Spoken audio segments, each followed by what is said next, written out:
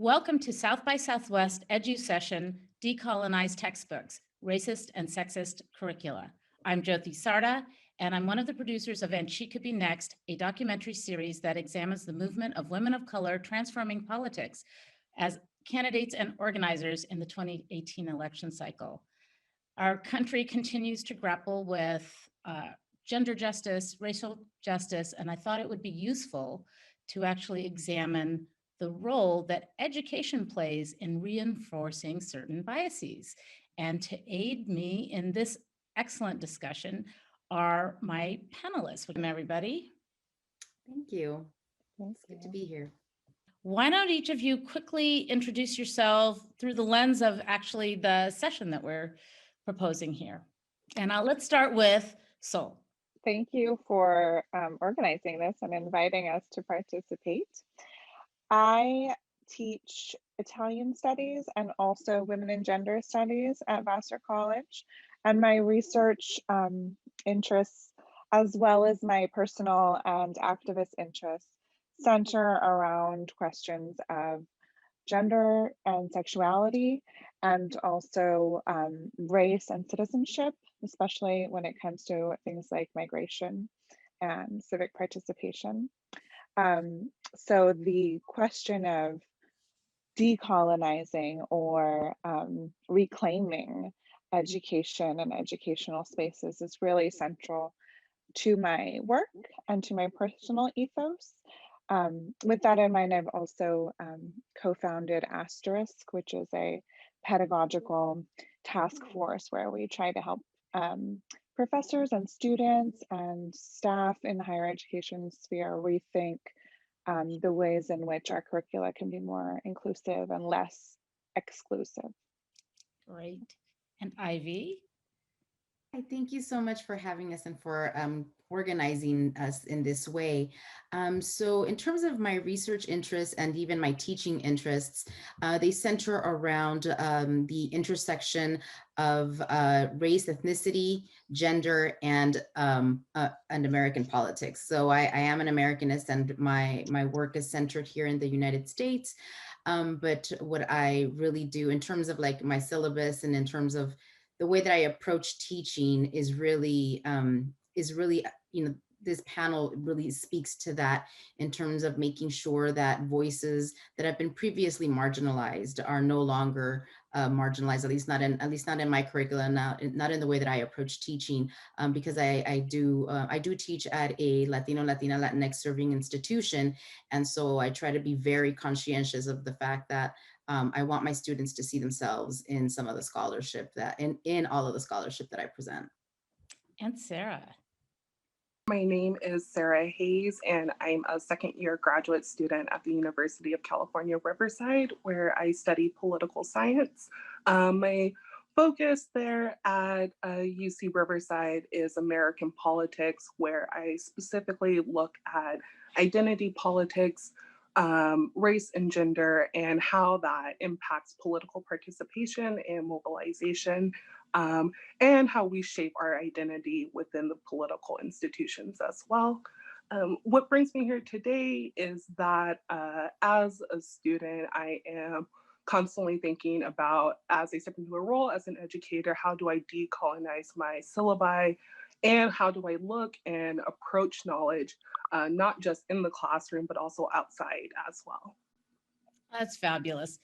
One of the things we were all discussing when we were approaching this session is how do we frame this for the viewers? We only have 25 minutes, so we're not going to be able to go deep, but let's at least try to frame what is decolonize, or maybe more importantly, how do we articulate the pedagogical and ethical reason for decolonizing the classroom?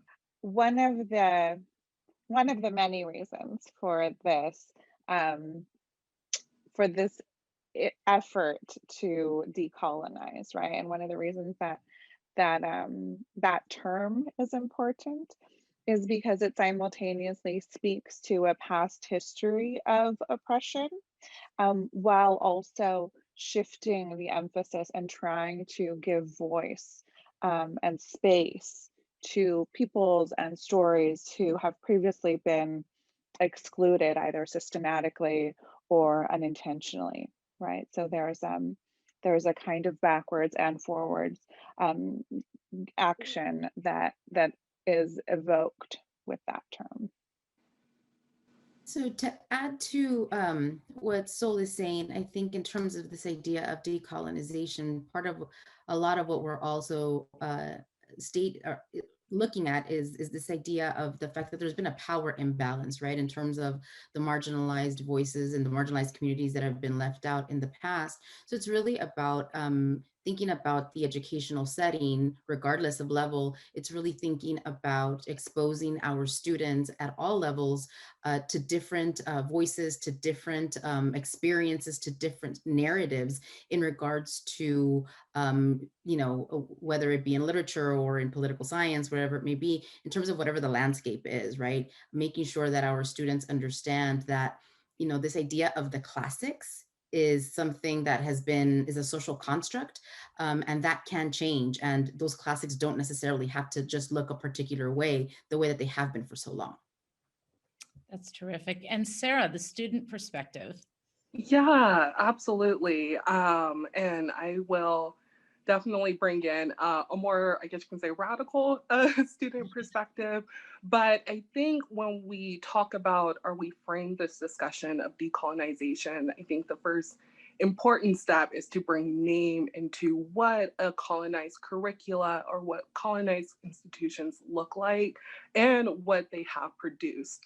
And what has been a long tradition within the institutions and the way that they are now is upholding a long colonial history that prioritizes the significance of white men in their discovery, in their experiences, and their contributions to the academy. When we have these institutions that uphold a certain curricula that is reproduced and upholds the white and Western models of knowledge, then we're talking about a colonized curricula. And that is a vital standpoint or pinpoint that we need to start at before we even begin to talk about decolonizing any curricula, because we need to point out the ways that it has been colonized.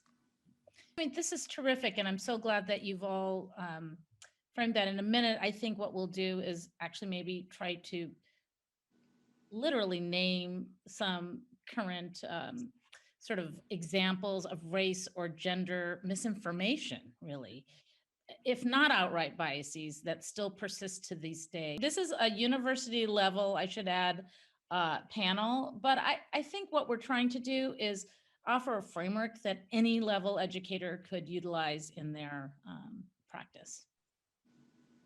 Yeah, absolutely. That's a great point. And I will just say, I also taught at the preschool level for many years, and a lot of the things I'm about to name as examples of this kind of bias certainly appeared in those books for our toddlers as well. I teach language classes, right? Introduction to Italian language, how to say ciao, hello. So at that very basic level, I encounter, almost on a daily basis in textbooks and other sort of very elementary pedagogical materials, examples, either visual examples or examples of phrases that were meant to teach to students that reinforce the kinds of power structures that Sarah was mentioning, right? So phrases that, or images that portray a normal family, right? With a white woman in the kitchen and a man going to work, and the vocabulary is gendered in that way, right?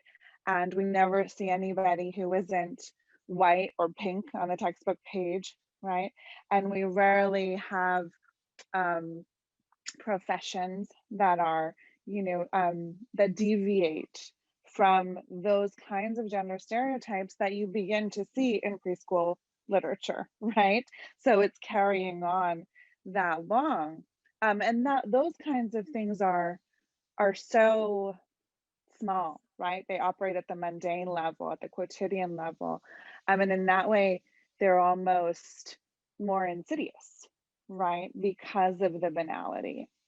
When we get to courses that I teach on Italian literature or cinema, or in the gender studies field courses that I teach on feminism or things like that, there it takes a little bit more of a critical eye, right? A little bit more of a discerning eye to notice, oh, why is it that all medieval syllabi seem to only include men, right? It's not that there weren't women in the Middle Ages, right? But we need to be more active about that. Or why is it that when we talk about feminist theory and a feminist theory syllabus, there's one section on Black feminism, and the rest of it is feminism unqualified. So those are just a few different examples. Oh, I mean, I was just, as you were talking, I was just thinking, and just think about the different types of families that there are, right? Let alone, you know, how often do you see two fathers, two mothers? And so then what is perceived as normal, even at a preschool level, is reinforced just by pictures. Yeah. Thank you. Those were excellent examples. So I think to add to what you two have just said, I even think about like, I've had to always correct myself when thinking about like, you know, when we become politically socialized and who are our first teachers, and the assumption, right, that everyone has parents. I think even with that, in that sense of, you know, the non-traditional family, like some of us, you know, our grandparents are the ones that are caretakers, or just some other family member or close family friend that is the caretaker for some of our students. So I think that even in that respect, right, we still, there are some built-in assumptions that I think speak to what Sol is saying in terms of like those small mundane things that we see, that we've been fed since preschool.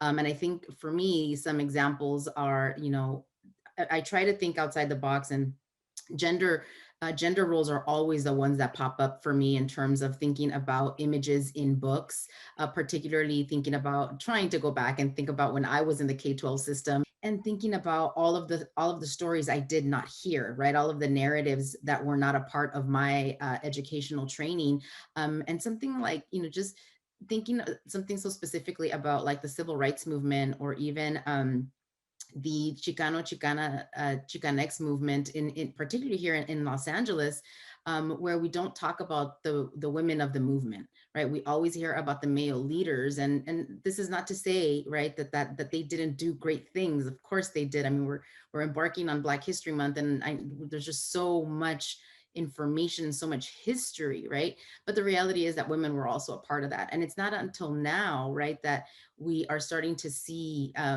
We're starting to hear more about who these women were and how important their roles were. And even to thinking about, you know, just last year, we celebrated the centennial anniversary of the suffrage movement and the ratification of the 19th Amendment. But even in that, you know, my students are always so shocked when they hear about the fact that there were Black suffragettes, that there were also there were Mexican American suffragettes here in the Southwest, because that's not something that we ever discuss. When we talk about suffrage, we think about, you know, Susan B. Anthony and Elizabeth Cady Stanton, but we don't talk about anybody else, right? And so, I mean, those are just some of the examples that come to mind in terms of what I've been able to go back on.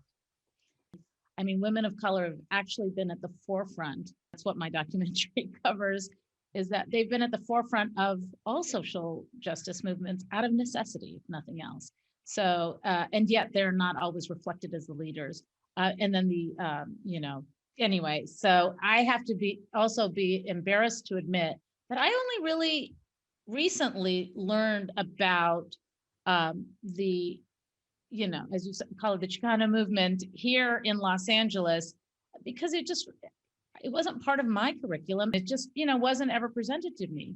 Let's go to Sarah next. I think that we shouldn't have shame around, you know, really recently discovering these histories. And it's because we have been taught so long that these identities are not a part of the traditional America curricula. We are taught Black history in Black History Month. We're taught Women's History Month, but rarely is it embedded into the curricula that we deem as important and valid contributions, back to my earliest point. And I think that when I was thinking about an example, one that just always sticks with me to this day is a undergrad psychology course that I had, and it was a history of all psychological theorists that have contributed to the field from the beginning until present. And I go through this class, and it takes us over half the course to us get to a non-white person, as we are discovering the people who contributed to a huge field. If we are talking about spanning hundreds of years, why the first contribution by a person of a marginalized identity is not coming up until the 1950s? And that just reinforces to students again that the molds and the manners of the way that they academically contribute and want to move the world forward is not going to be as highly regarded as other contributions. And that is reflected in the curricula that we choose. Thank you. Okay, so we've certainly named the problem. So the question I think now we can quickly kind of dive into with your help, what do you do about it? Okay, what maybe each of you could share how you take, how you approach the syllabi, the materials, and what can our audience consider when they're doing the same? I just want to touch on Sarah's point about shame and absence, because I think shame is such an important word to keep present when we're having this conversation. So we should be able to say proudly, I just learned this, right? Regardless of our age or a stage in life. But sometimes that's hard, right? To say that out loud. But I think another important thing we can do around that, or to mitigate some of those feelings of awkwardness or embarrassment, is to talk about the absence, right? To talk about the fact that, just to recognize maybe at the beginning of that course that you were taking, Sarah, if the professor had said, I don't have any people of color in the first half of this semester because I don't know about them, or because I wasn't taught about that, right? Even that kind of recognition. Or maybe we say, I don't have anybody in the first half of this course because they were systematically excluded from the profession for hundreds of years, right? Even those kinds of acknowledgements, I think, are really valuable and get to that original point that we were talking about, right? In terms of why decolonizing is an important term, right? Taking back some of that power, even if it isn't discovering some previously unknown women of color who was foundational, right? Maybe it is saying there was a big problem, right? That meant that these peoples were excluded, and that they didn't have space to contribute, or that, again, that we have scholars and teachers don't know these things. So I just wanted to add that on, and thank you for bringing that word up and making me think about that. In terms of kind of more concrete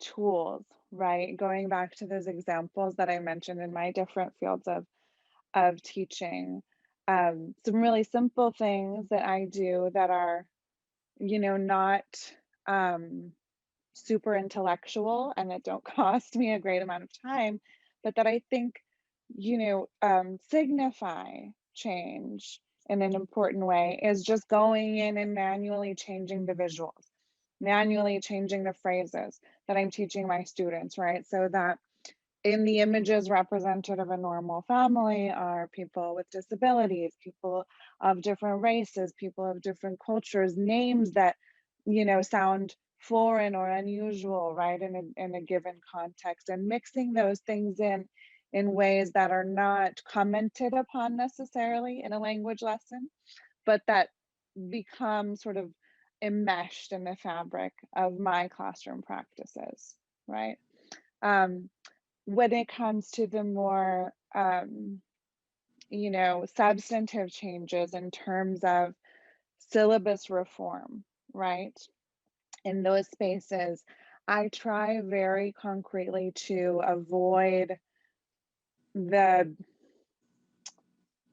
ghettoization of minority voices, right? Because in my education, when I did encounter people who weren't white men on the syllabus, it was in the space of, and now we're going to do Women's Week or something like that, right? And it always made me bristle. It made me feel a little bit yucky, right? So I try very consciously to integrate things in different ways. And sometimes that means, you know, in a literature class or in a theory class or something like that, it means that I have to rethink how I organize things. It means moving away from a linear chronology, which is how most of us professors organize things because it makes sense and it's easier, right? But sometimes linear chronologies intentionally exclude minority voices, but I'll pause there for now. Great. My training in American politics has predominantly been shaped by white individuals and particularly white men. And it's still the case to this day that political science is still a very white field. And so for me, I have to be very conscientious. And this is where I really do, seek out the assistance of other colleagues, of other professionals that I'm connected to ask for their, to ask either for their any of their work that I can put onto my syllabus, depending on the topic, or if they have any recommendations, right? I think to some extent, and this is going to sound weird, especially to you, Sarah, in American politics, we're a bit lucky in that we're having some movement in regards to making sure that marginalized voices are coming more to the surface than in previous years. And so we have websites like Women Also Know, and we have spaces like People of Color Also Know, where these are just political scientists who are women, political scientists who are Black, Indigenous, and people of color, and where we share our expertise so that we know that we are there, and then we can pull from each other's work, right? So it is very intentional, and I know that this is in terms of like the K-12 system, I think it has to be intentional, right? It has to be, we have to be very very careful and very direct, right? In terms of changing, like Sol was saying, changing those images, right? Changing, and even I think the books that are assigned, right? I know when I was in high school, I always had to read over the summer. And even the books that are assigned, who is writing these books, right? I am going to go back to a point that I made earlier in terms of when we're thinking about, for example, in a literature class, when we're thinking about who are the classics, well, who defined this term classic, right? Why are we always reading John Steinbeck? I mean, don't get me wrong, he had some really cool work, but I mean, can we read Sandra Cisneros? Can we read Toni Morrison? Can we read, other authors out there, right? So I think it is it can take time, and it can be time consuming, right? This is the resource that we all wish we had more of, but I think it's important because, right, it's important for our students to see themselves in the scholarship, in the material, in the content that they are being exposed to. We don't have just 1 week where we talk about women, or we talk about Black, Indigenous, people of color.